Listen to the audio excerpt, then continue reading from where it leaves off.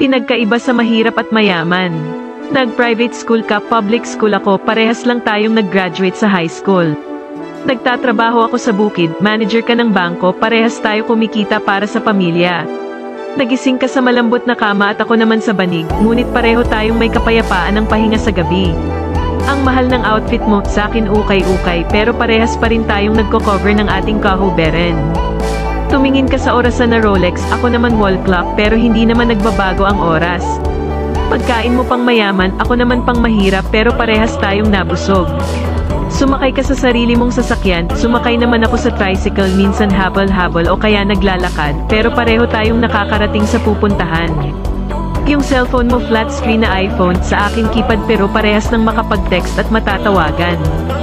Ang buhay ay hindi isang kompetisyon. Ang kaligayahan ay hindi nagmumula sa lahat ng bagay. Maging masaya tayo sa kung anong meron tayo ngayon. Kasama ang mga mahal sa buhay at walang mga sakit, walang permanente sa mundo, lahat nagbabago, lahat nawawala. Kaya kung anong mang meron ka ngayon ay enjoy mo lang.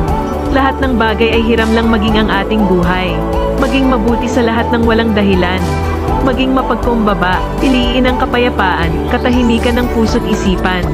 Minsan lang tayo may pagkakataon mabuhay sa mundo. Piliin nating maging masaya at walang tinatapakang ibang tao. Follow, react and share.